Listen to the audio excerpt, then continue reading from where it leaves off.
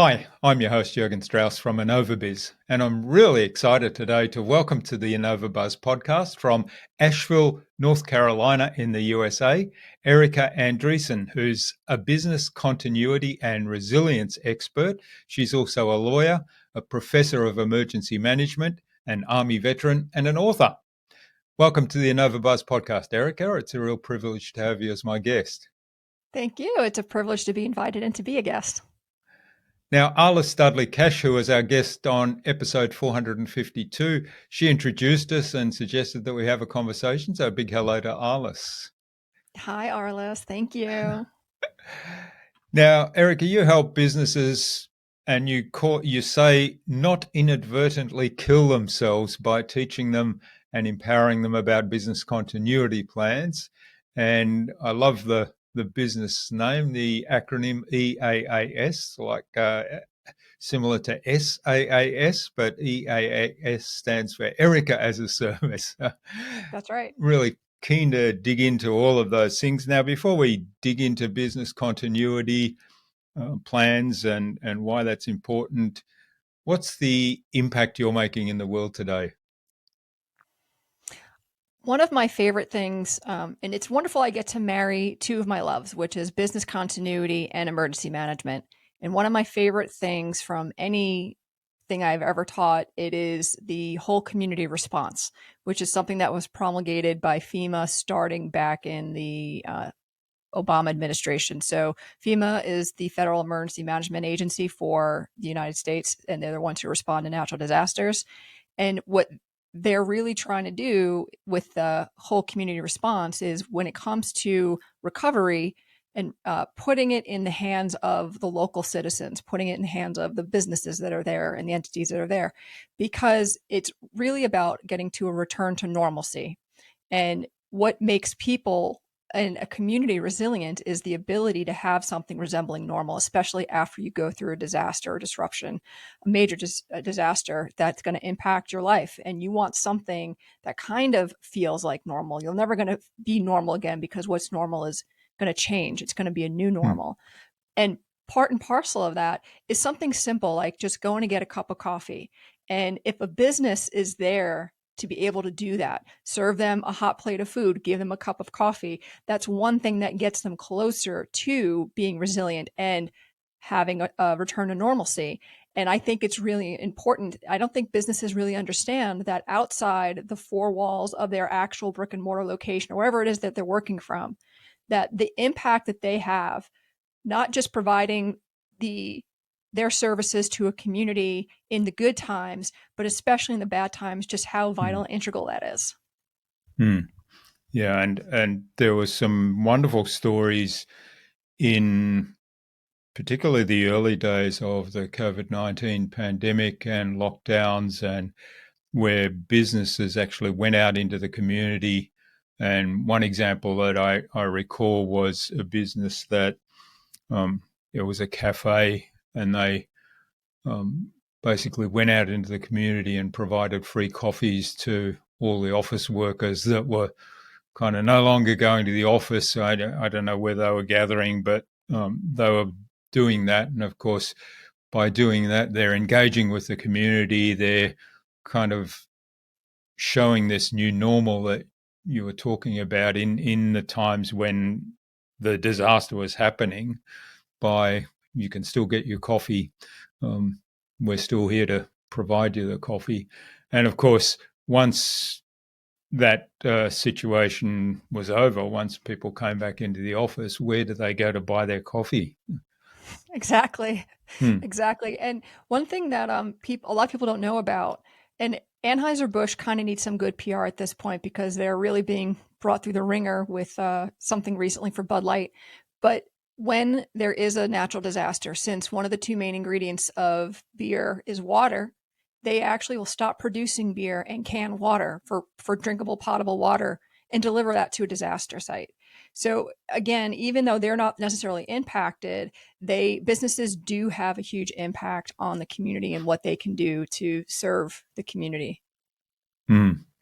Yeah, so there's this aspect of we're all part of the community. Every business is part of a greater community. And so when there's a disaster in the community, being able to tap into those resources and for a business to say, well, we can contribute to improving the situation for the community simply by doing something that may not make immediate bottom line business sense, but is first of all the right thing to do, and secondly, long term probably does provide a return on investment if you're looking at it from that point of view, right?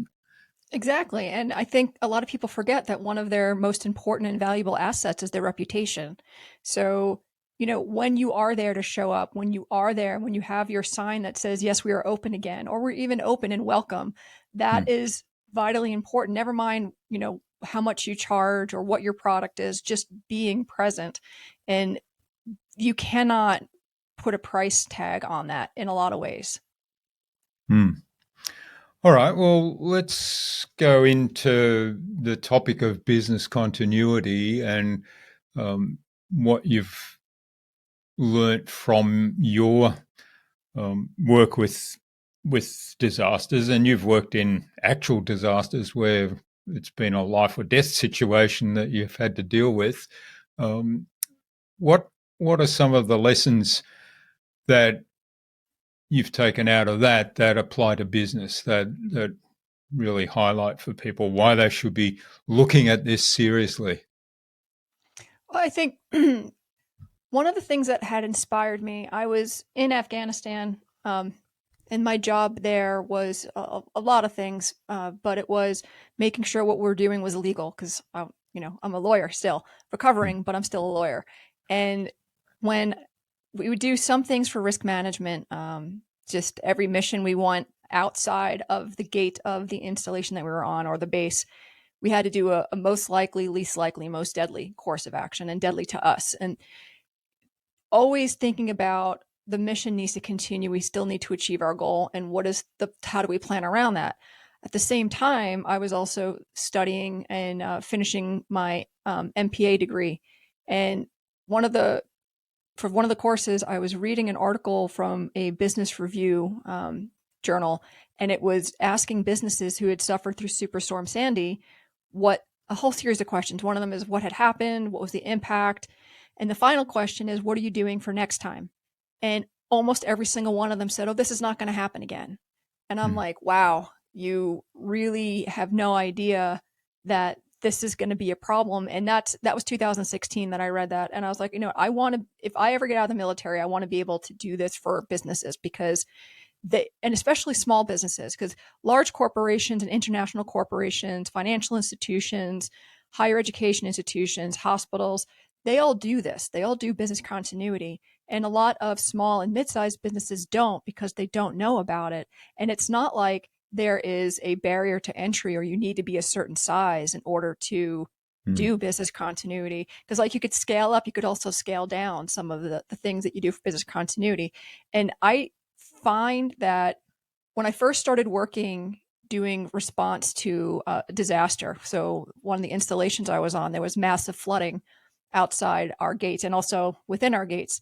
And the town outside was flooded and they needed help. And, being the lawyer, I had to look at the authorities we had. We can't just go willy nilly and give out our equipment or our manpower to help with the community. There are things that, had to be met. And instead of being the naysaying lawyers like, oh no, we can't, we can't, we can't. It doesn't say so here. It's like, well, this says we can't, but can we this other way? And then having that instant impact of doing something wonderful to help people get over things. And I was like, that's something that really drove me. And thinking about businesses and how much effort people put into starting a business. This is a passion project for a lot of people. And then they have a mission, they want to serve the community. And I think in a very, esoteric way, I see myself as having the ability, and as you mentioned in the intro, that I empower business owners with the knowledge of how to do business continuity so they can keep their dream alive. Because that's what it's a dream that people have. And part of that dream is serving the community. And the other part of that dream is your other most important asset, not your reputation, but your employees. So you have employees who are getting paid, and they can take that money to pay for their necessities, like their rent, their food, whatever. And then they also get to spend the extra money on things that enhance their lives. And they're getting those things from other business owners who are providing a service to the community by having their dream go on. So it's a beautiful cycle that keeps things going and going. And it's wonderful to be able to impart my fingerprint on that. But I'm all about teaching them how to fish as opposed to, giving them fish for dinner. Yeah, that's wonderful. And I love that philosophy because at some point, people are going to have to stand on their own 2 feet, or the business is going to have to stand on their own 2 feet in relation to everything, but in relation to specifically what we're talking about today, and then take that forward into adapting into a different thing. And what you just mentioned there, it kind of we've lived through that recently, right, with COVID-19, where governments have locked down communities to try to halt the spread of the disease. As a result, particularly businesses that have relied on people physically coming into their business location to purchase food, coffee, whatever it might be, have suddenly that foot traffic has dried up. People haven't been able to come into those businesses. And then, of course, they've laid off employees because they haven't been able to carry the costs in that time. And then the employees who've been laid off are not earning money, so they're not going out spending money in places where they could still spend money. And so it kind of impacted right across the board, ripple waves further afield. And now we're kind of seeing a lot of repair work being done there, in the sense that people are kind of trying to patch up what wasn't there to start with in terms of the business continuity, right? Keeping things Right. And going. actually, if I could just make 2 points that you have in my brain, and I don't want it to go away. The first is, understand that everybody, not everybody, but a lot of businesses had to pivot, and they had to do it quickly. And the thing with pivoting and doing it quickly is you probably did it sloppy because it's something you hadn't done before. And it's like, oh, everybody else is doing this. We need to do this too because we need to get on this bandwagon, with working with Zoom, for example. And that left a lot of vulnerabilities for, especially with the internet, for cyber criminals to come in and do something. And cyber criminals are heartless, and they also like to work smarter, not harder. So people are like, oh, they're not going to go after me. I'm just a small business. No, that's exactly who they're going after because it's shooting fish in a barrel. It's really easy just to tie up your system and demand some ransomware for and put you out of business or, ruin your reputation. Because even if you can survive a ransom attack, you still have to convince people that you're safe to do business with. Again, that's how your reputation gets damaged. But also when people had to lay off employees, that's also a disruption. So business continuity isn't just disasters, it's also disruptions to the normal flow of operations. And if you don't have the employees who normally did the workload, you have to now put that on other people to pick up or to let it go and fail. So these are things you also have to plan for and be ready for in order for you to grow and thrive. And that is really the goal of business continuity, is to be able to continue operations, because risk management only mitigates risk. It doesn't eradicate risk. There's still going to be a chance of failure at a certain point. And once you determine what that is and you make your plans, and then you're like, okay, I'm ready. And one of my 2 favorite analogies for business continuity is, the first one, if you want to go from point A to point B in your car, and if I give you a map with the potholes available on every part of the highway, and it's a 2-lane highway, you'll like, okay, I'm good. But then as you're driving, maybe some cattle are in the road on the part that's not filled with potholes. Maybe there was a rock slide and no one's coming to fix that anytime soon. So business continuity is when you're stuck and you pop open the trunk, pull out a bucket of asphalt and a shovel, fill up the pothole yourself and keep going. That's one way to think about it. Another is if you have a goal of going for a run in the day, doesn't matter what time of day, the first thing you're going to do is pull out your weather app and look at the temperature and the time of day and the weather throughout the day. With 1 point of data, you become agile. You get to determine when is the most optimal time for you and your body to do this run. You're also going to base your clothing decisions on that as well. And it allows you to be successful with the least amount of discomfort. I always say the least amount of discomfort because I'm never going to guarantee you're going to be comfortable. Yeah. But you'll get there. Yeah. I love that last analogy because I'm a keen cyclist and I use use the weather app as the first thing I do before I even put on my clothes. Important. Check the weather app. Wind and wet is the ones to check. And like you say, I can then plan on, first of all, from the wind, which direction will I ride? Because I generally like to go out into the wind and return home when I've done quite a bit of exercise, return home with the tailwind. Secondly, what am I going to wear? Thirdly, if there's rain pending, what are the chances of me getting wet? Now, if it's raining, I don't go out in the rain. If there's a chance of rain, I'll kind of make a judgment and say, well, I think I'll get back before the rain. And then, of course, often I'm wrong and I get wet along the way. So that's the disruption that happens there that I have to deal with.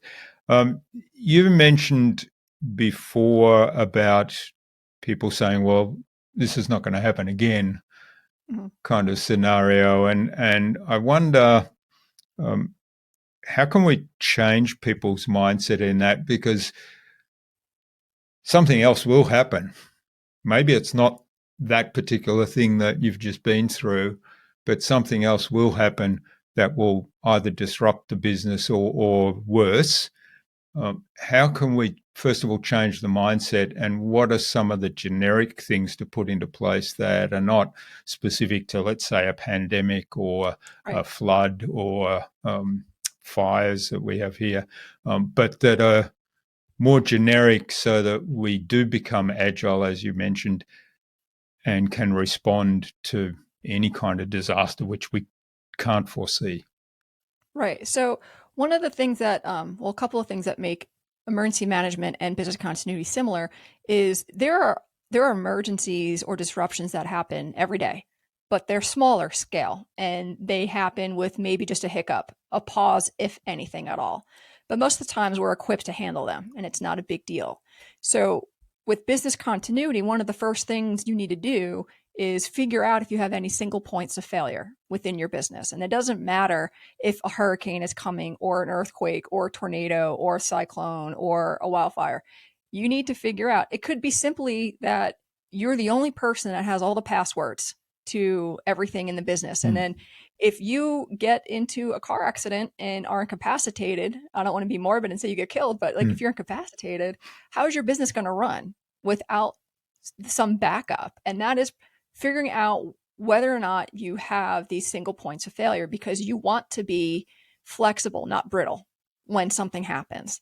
And going through and making sure that you have control measures. So even basic stuff for fire, regular fire, not a big, wildland fire. Do you have a fire extinguisher on the premises? Do you know where the shutoff valves are for the utilities to prevent any further damage? These are all little things that every business can do, even if you're doing it from home. I work from my home and I have basically emergency managed proofed my home as well. I know where everything is. I unfortunately, and this is something that I didn't realize at the time, but it wound up being strategic for me.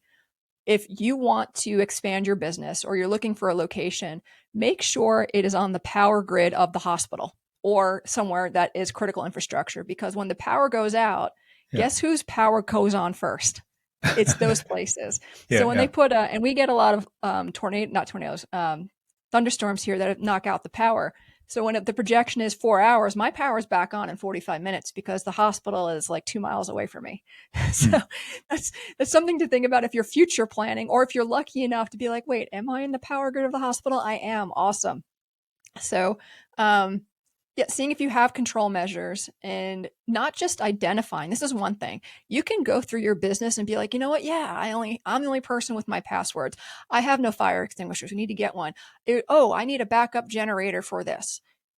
But it's another to actually go out and take the steps to change that. Go out and buy the fire extinguisher. Go out and buy the generator.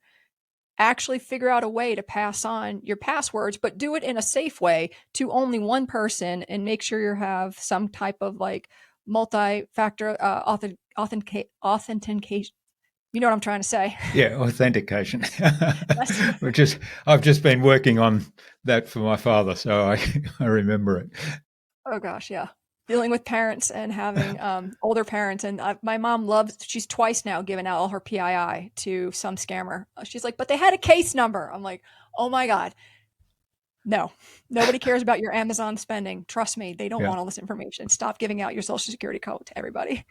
Yeah. Well, my father had an incident, and actually it's a personal situation, but it could happen in business, and it is a disaster in some sense.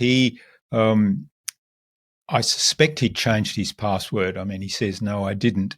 I suspect he changed his password to his Microsoft account. And of course, his PC, to boot it up, he had to put in his Microsoft account to actually log into the PC. Otherwise, you couldn't get in. And the way he had it set up was such that you couldn't go in as a guest.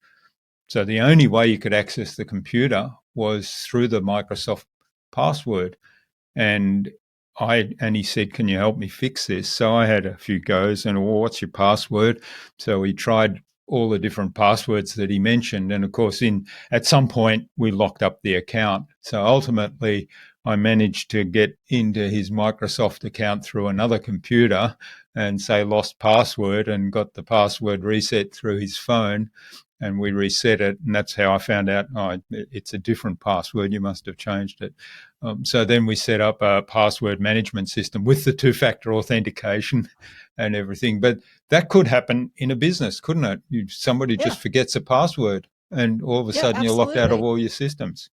And I think it's wonderful that you did it at a time when your father wasn't like, I need this information right now. It was just a regular occurrence and he figured that out. But imagine if you have to do this and figure this out and work on it in an actual emergency where you need the Mm. information like yesterday, and you're the only way you're going to save your business is by having access information. And if you have to fiddle around with it, I mean, that is the risk people take. Will it be just in time or nothing, Mm. as opposed to just in case? And I think, like I said, a lot of these disasters or disruptions are small, they're minimal, and you go through them, you survive them every day because the systems are working, the processes are in place, they're working. And that is another thing too. The problem with business continuity is if you don't have a lot of money to spend on it, you need, especially in the way the American mindset is, we need proof of concept. We need something to show that it was worthwhile, usually within a 2-year increment. I don't know why we're stuck on 2 years, but it's like, but you can't predict when a disaster is going to happen. You cannot Mm. predict when a disruption is going to happen. And if they don't happen, good. Or if it doesn't happen, it's because you have the systems in place. You didn't even notice it. It was fine. Yeah. But I do find that one of the trends is when you have smaller businesses or medium-sized businesses that are actually doing their due diligence with having a business continuity program and testing it and exercising it, after 2 years, if nothing has happened yet, they're like, oh, we can cut back on the spending. And it's like, Mm. no, you're doing so well. Why are you doing that? And, I don't know how to do the mental shift from making it an expense into an asset, because I see it as an investment Mm. in you and your company and your ability to be around. Everyone's like, oh, I got my marketing dialed in. I got my product dialed in. I got my sales dialed in. It's like, okay, that's wonderful. And that's great that you have these things. But what if you don't have a cash register that opens to take all that money? Yeah. And, the return on investment is you get to keep making money. You get to stay alive and in business. And even better, you have the opportunity to grow, because a similar disaster with your competitors, if they're not ready, then guess Mm. whose market share you're taking? That's right. Yeah. It's an opportunity, isn't it?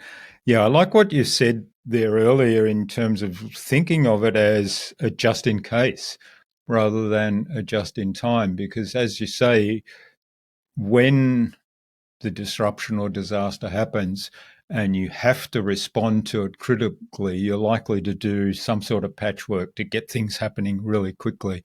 And then if they're working, then you forget about it again. Whereas the just in case scenario gives you more time to say, well, if this were to happen and disrupt this operation, what can we set in place that we simply flick a switch in the case that of that event and business continues more or less in best practice manner. So how can we encourage businesses, particularly small businesses, to make that shift in mindset and have that just in case mentality?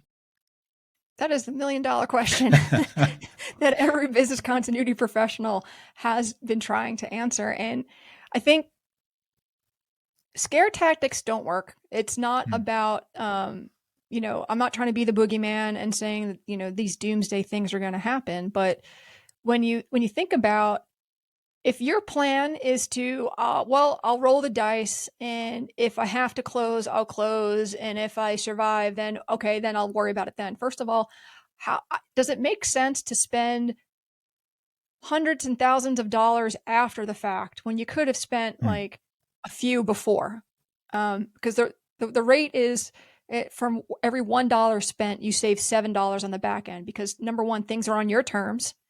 And number two, you don't have the unscrupulous people who come in and take advantage of you after the fact. It's like, well, you need me now, I'm going to charge you a lot more money. The other thing is, like, if that is your plan, just to, roll the dice and maybe you survive, maybe you don't. Is that something you're going to tell your vendors or your customers? Hey, this is our plan. Do business with us. This is our plan. You're not, you would never advertise that, because you would never do business with somebody like that yourself. And quoting, paraphrasing, but same quoting, the head of business continuity for Goodyear Tires, his name is Mike Janko. He says the only thing harder than doing business continuity is explaining why you didn't. So imagine having to explain to your customers, your clients, and your stakeholders or shareholders, if you're big enough to have shareholders, that you had the opportunity to take care of this in advance and you chose not to. And as a result, you have to close. Or as a result, you have to downgrade. As a result, you have to lay people off. As a result, you lost a lot of money. So spending the money, it's also a cost-benefit analysis when you're looking at, if you're spending money on the measures for a business continuity program, what does that cost look like versus the tanking of your stock value when you can't show up in the aftermath of a disruption or a disaster? So like Southwest Airlines had that problem this past winter when they were relying on an old system. They called it the hub and spoke they were using instead of point to point, which other airlines use. And they also had a manual system. So they did not know where their pilots and flight attendants were. Even if they were sitting right next to their boarding deck, they're like, oh, we can actually fly this plane, we're here. But they didn't know, because their system was so antiquated. They were given $7 billion in COVID relief funding. They didn't spend it on upgrading their system, though. So where did that money go? And the amount of, so they have a shareholder derivative lawsuit against them right now from the amount of money that they lost due to failing epically this winter. And that's, like I said, I'm not trying to scare people, but this is what happens. Like, your business stops running and people get upset by it. I mean, in a way, it's something everybody should look at as insurance, right? You pay sometimes quite a hefty amount of money for insurance, and that's simply to make sure that you've got financial cover or whatever it is in the event of whatever the emergency is or the situation is that insurance insures against. And and some people I know don't have certain insurances, and I say, well, don't look at it as an expense, look at it as an investment, and then be grateful that you don't have to claim on it. Right. It's a cost. Business continuity is a cost saving program. Hmm. So when you look at insurance, the thing I like to people, yes, get insurance. However, realize all that does is shift the financial burden Yeah. of the catastrophe. So even if you have a car accident, you are made whole eventually. It's not immediate. You still have the hassle of having to go through the insurance company, the paperwork, having to get a rental car while your car is being fixed. And maybe the rental cost is covered. Maybe it's not. Maybe the person that hit you is underinsured or not insured at all. And that's another, like you're not going to get the amount of money you were expecting. So yes, have an insurance, have it like an insurance policy that allows you to continue to thrive after a disaster, continues you to have a business during a disaster. I mean, there are examples of when Hurricane Maria hit Puerto Rico. For some reason, there are a lot of pharmaceutical companies that are headquartered in Puerto Rico. And one of them that did business continuity had a safety supply stock located on the mainland US, and the other ones did not. So while most other pharmaceutical companies were down for at least a month, this one particular pharmaceutical company was down for about 4 days because they had continuity planning. They had planned for it. And just having a safety supply stock doesn't, I mean, the expense of having that warehouse somewhere else is one thing, but it's not like the stock went to waste. They would just keep replacing the stock as it was starting to expire. It's like, okay, we need to use this, then we're going to replenish that. And you can do that. I had a client who is a baker, and I asked her about, does she have a safety supply stock of icing? And she's like, what do you mean? I said, well, how far in advance can you make icing? Because if you have an order due and say your kid has to go to the ER or the emergency room because of an accident, are you going to have to make a choice between you taking your kid to the hospital or fulfilling a client's order? She's like, well, buttercream icing can last a week at room temperature, 3 weeks in the fridge, and 6 months in the freezer. I said, okay, why don't you have one? And she goes, I don't know. I never thought of it. And that's the thing too, with having somebody come into your, because you cannot edit your own paper. It's really hard for you to edit your own paper. You're too close to it. You know too much. And then you have somebody like me. Of course I know how to make cupcakes. I'm going to ask you though, like, how do you make cupcakes? Oh, it involves flour and sugar. Where do you get it from? One person, or do you have a backup for that supplier? Oh, no, I just have one. Okay. And you need a stove. What if your electric goes out? You have an electric oven. What if the electric goes out in your house? Do you have a neighbor's you can go cook it? No, I haven't thought about that. Okay, what if the whole neighborhood's power goes out? Can you go somewhere else? No, I haven't thought about that. So to her credit, she did a lot of stuff after the fact. Because she first tried to tell me, thank you for teaching me about business continuity. There's not much I can do until I grow. And I was like, no. Hold my beer. There's not I'm going much to you tell you can that you're grow until wrong. you do. Exactly. And that's what she said. I didn't have to tell her that. She did. I followed up with her a couple of weeks after we had this conversation. She implemented a whole lot of stuff. And she's like, I got to tell you, Erika, I didn't believe that I needed business continuity until I grew. Now I know I can't grow without it because I now have a level of security that I didn't realize I was missing. And I'm like, thank you. Because again, it doesn't have to be a hurricane, doesn't have to be an earthquake. It is, what if your flour supplier can't deliver to you for some reason, especially in France where they had the people who were protesting, people go on strike. hire later. Yeah. Yes, that's a wonderful story and great practical example. And some very simple things that every business, I think, can implement. Certainly this idea of getting somebody to ask about the business process and their delivery systems and how do they make money, what's their key product and how do they do it, and asking questions like what if the power goes out, which is not an uncommon occurrence. What if the transport workers go on strike and your raw materials can't be delivered for another week, and those kind of things.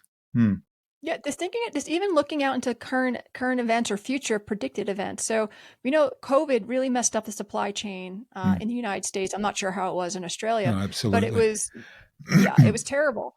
But if we're looking in the next 5 to 10 years, possibly, that there might be a war in the South China Sea area between the U.S. and China, that's going to mess up supply chain, right? So, I mean, because with the war in the Ukraine and Russia, that caused it was Newark Airport in the New York City area they had to delay their opening because when they designed it to have a lot of glass, and they contracted for the glass to be made in the Ukraine.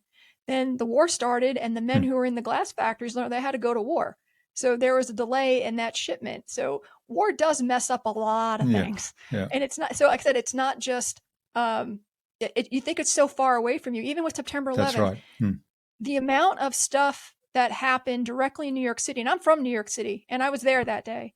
And the first thing a lot of people don't realize is you're going to lose your phone capabilities. They're like, everybody relies on their phone, the ability to communicate. I'm like, guess what? Back then, first of all the landlines were just overloaded and tied up. And then the cell phone tower is the same. And there was a cell phone tower on top of one of the World Trade Center buildings, so it got knocked out. And I had to, and this is totally dating myself, I was in Manhattan. I had to use AOL IM and IM my friend in Boston and give her my parents' phone number and say, can you call them and let them know I'm okay? And so there's a direct impact to business that was in Manhattan, but places as far away as like Ohio had issues and impacts to their business because planes and flights were grounded for days. So things they were expecting to be able to get, they weren't able to. So just because it's not directly hitting you doesn't mean it's not going to impact you and your business and your bottom line.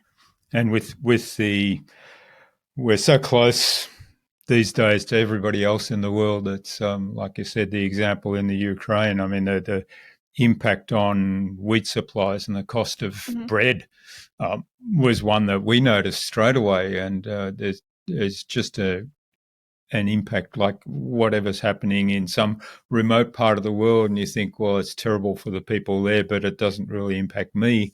Or the other thing, of course, I can't do anything about it. We're so closely connected these days that yes, it does impact you, and maybe, well, certainly you can do something about protecting your own situation and your own business from any impact. Well, I think if people started to realize that every business has its own ecosystem as well. So you have all these other parts that are allowing you to thrive, and they're outside your four walls, and you have to consider them in your planning as well. Yeah. Excellent. Great message to wrap it up on and move on to the buzz round. It's been wonderful so far. I'm looking forward to your answers to the buzz round, the same 5 questions I ask of every guest, and hopefully you'll give some insightful, inspiring answers that'll prompt the listener to take some action today as a result. So you ready? I am. Okay. What's the number one thing anyone needs to do to be more innovative? I think don't make sense to everybody else. Make sense to yourself. And that's advice I give a lot of people. I did it in my own career. Because, you listed a whole bunch of things that I was. I was a corporate lawyer, and I started doing pro bono work for veterans. I decided to take a $70,000 pay cut and join the military. Did that make sense to anybody? No, not really. And then I was leaving the military. I put my paperwork in January 2020 for 6 months later. Did not know a pandemic was coming, and the job I was leaving for went away. But I knew instead, I was like, oh, you can pull back your paperwork and stay on active duty with a nice salary and job security. And I decided, no, that doesn't make sense for me. What I had to do was leave, because the reasons I wanted to leave didn't change because I didn't have a job. So I left. And then I started doing what made sense to everybody else, which was, all right, keep applying for legal jobs. I didn't want to do anything legal. And then I was like, you know what? No, what I want to do is help businesses survive disaster and disruptions. And I decided to start my own business. And that's where I got to innovate, where I stopped doing what made sense to everybody else and needed to do what made sense to me. So I think that's something that people need to do to innovate. Yeah. And part of that is to do a little bit of self-reflection and disaster planning as well, but also to have the confidence to say, well, this is my passion. I know there's a need for this out there. I know the market, and simply just have the confidence then to go that path. Right. All right. What's the best thing you've done to develop new ideas? Play to my skill set is one of the things. So when I was advised in order to increase my eminence in the field to write a book, they meant it from an academic perspective. And I was like, well, who am I writing this book for? Is it just to be a business card on steroids, or do I actually want to help people? And I was doing a lot of market research, and I really, really wanted to help mom and pop type of shops, but they don't have the money or the interest in investing in business continuity. They can't. It's too hard for them. So I created the lowest barrier to entry. It's $5 on Kindle, 20 on a paperback. It moves the needle, and I wrote it the way I talk. And that I was inspired by my students, because when I was teaching, it was the first time I was teaching a full semester for graduate students, because I'd given a lot of briefings and trainings in the military, one-offs, 30 minutes to an hour, and that was it, repeated over and over again. But doing a sustained semester, the students were like, we really like you as a professor.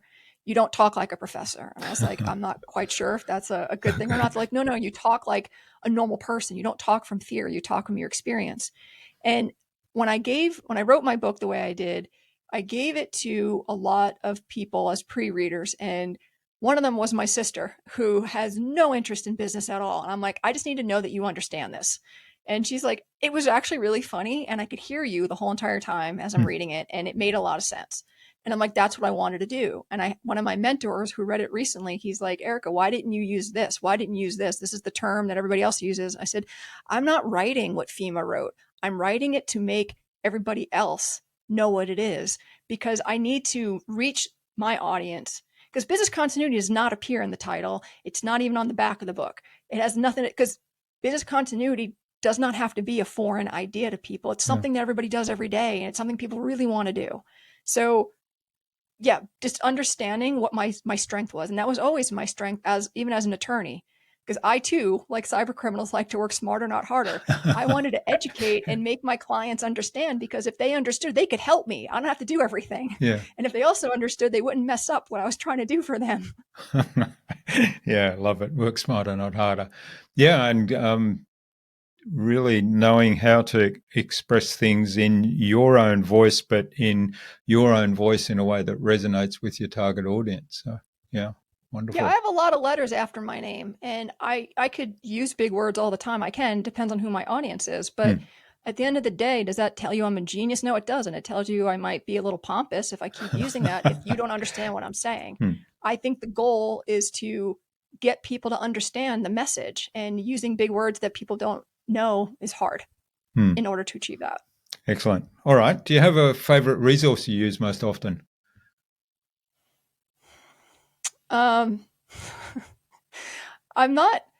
slightly, I'm not saying embarrassed. I'm being really, really transparent. One of my favorite resources, I have tarot cards. So I consult the energies a lot. Right. How does that work? I'm not even kidding. And they tend to be pretty spot on. Like, if I'm pulling out a tarot card, I'm asking a question about, should I do this at this time? And if it says yes, then I'll do it. And if it says no, wait. And sometimes the stuff tends to be pretty spot on for what I'm asking. And the things that said no, wait, it's not the time right now, I was like, okay. And I waited, and then it came around, and it worked out wonderfully after. So yes, that's something. I'm definitely woo woo. Okay. All right. Well, I won't go down that path anymore, because I think there's a whole episode. There's a whole episode there, because I don't understand anything about tarot cards. So we have to start from scratch, and you have to teach me on what's the principle behind it all, and how does it work, and how do you then apply them. But yeah, we'll leave it at tarot cards for today. What's the best way to keep a client on track? I think it starts from the beginning. When I speak to clients before I take them on, there's an interview process. It's not just, I want the client to make sure they want to work with me. I want to make sure I want to work with them. And it's not about money or their stature or what it is that they do. What I want to do is make sure that the person is going to commit to helping themselves and stay on a schedule themselves. So if it's something that they truly want, then I know both of us are going to be happy. I don't want to make somebody unhappy because I can't deliver, because they're not doing the work. And I don't want to get mad at them for not doing the work. and wasting my time, because that's a resource that I can be spending on somebody else. So the way to make them accountable, the best way is to make sure that they're all in from the beginning. Yeah. Yeah. There's wonderful tips there. It's actually doing something at the beginning to determine, are we a good fit for one another? Right. And are you committed to this goal that, I'm committed to helping you achieve? So really good Right. Because I points can there. make money and be happy doing it, or I can make money and be miserable and Yeah, stressed and want to bang my head against exactly. it. Why would I want to do that? Yeah. You're not going to give me a good review anyway, right? Excellent. All right. And finally, what's the number one thing anyone can do to differentiate themselves? I think figure out who it is that you are and just let that come through in what you do. Let your freak flag fly. So I'm not shy about telling people that I use crystals and tarot, because I believe a lot of in energies and things aligning and people working out the way, and things working out the way they should, and higher purposes. And that is a lot driven. I mean, it's all semantics. I call them tarot cards. You can call it a Bible, whatever it is, whatever it is that you work with or use as a guiding light.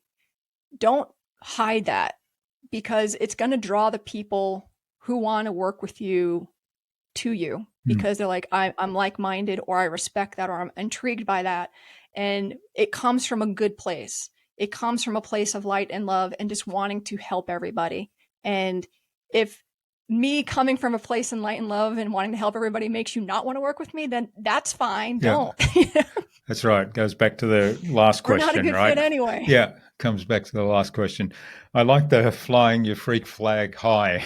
Yeah. Yeah. Yeah. I mean, how do you differentiate yourself? I mean, it's not an act. I know there's been some recent stuff about, especially, I know Australians like because I lived in Australia for a little bit.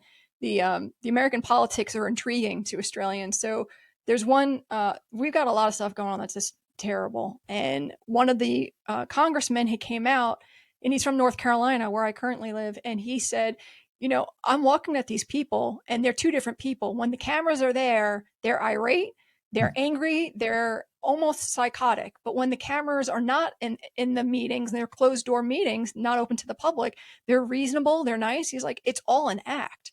So don't let your free flag fly just to appeal to people. Let it be authentic. Be authentic. Yeah. Yeah. Really good point there, being authentic. All right. Well, thanks, Erika. This has been fabulous. Now, where can people find out more about you and the work you do, and maybe even reach out and say thanks for what you've shared today? Sure. It's easiest way to find me is through my website, because I have all my social media linked in off of the homepage. So that's www.eaasc.com. Erika as a Service Consulting. The C has to be in there. Somebody else grabbed the EaaS.com before I did, unfortunately. And if they're interested, I've got a book called How to Not Kill Your Business. Grow your business in any environment, navigate volatility, and successfully recover when things go wrong, so you can learn about business continuity at your own pace. It is only 120 pages, really quick and easy read, because like I said, it's conversational. Plus there's a music theme. So every chapter is a song title and the lyrics of the song forecast what the chapter is. And or you can just send me an email directly at info@eaasc.com. You can find me on LinkedIn as well. Again, it's linked off of my main page, but people spell my last name wrong a lot. But if you want, it's Erika, Erika dash Andresen, Andresen. Excellent. Well, we'll post links to all those in the show notes so people can click straight through and make it as easy as possible. All right. Well, Erika, what action would you like our listener to take away from today's conversation? I want them to, it's a two-step action. Number one, it's never too late to learn what you wish you knew earlier. So if you're like, oh, it's too late for me to have done business continuity, I should have been doing it from the start, or I just survived a disruption or disaster, or I just went through a disruption and disaster and it ruined me, and I don't have a business anymore. Be ready for next time. Be ready for next time. It's never too late. It's never too late. There's no such thing as the last train leaving town. It's never too late. You can always do it. And just look at investing in yourself as and the same as investing in your business. And business continuity is that. And I will bet on myself. And the same thing of investing is betting on yourself. And I will bet on myself all day, every day to succeed. And I hope people feel the same way about themselves too. Excellent. Great call to action there. And it reminds me a little of the saying, I'm not sure, was it Confucius or was it Socrates that said the best time to plant a tree was 20 years ago. The second best time is today. So if you missed the 20 years Yes. ago one, do it today. Yes. Excellent. Well, thanks so much for sharing your time and your insights so generously with us today, Erika. I've really enjoyed this, learnt a lot. There's been lots of great metaphors that I think highlight why it's so important for every business and even individuals to kind of look at what disaster plans or continuity plans, maybe is a better term, do they have in place? Because it may be a disaster or it may be just a little disruption like a thunderstorm taking out the power that has an impact on you, and what can you have in place that mitigates that impact so that your business can continue to run, or if you're doing other things that are important to you, that you can continue to do those in the changed situation. So thanks for that. A quick fun fact. Yeah. A quick fun fact. Some of the most amount of disruptions to a business happen as a result of repairmen coming in because they don't know the standards and procedures, and nobody takes the time to tell them. So they'll do something and they'll actually mess up the vital piece of machinery that they're there to fix, or like leave a wrench in the machinery and then the business is down. Yeah, that's right. Well, one of the really common ones is just cutting the power lines or cutting the internet connection. Somebody digging a trench out, repairing the road out in front. Yep. If Google Drive can go down for a couple hours, you can too. Trust me. Excellent. Well, thanks so much. All the best for the future, Erika, and let's stay in touch. Thank you.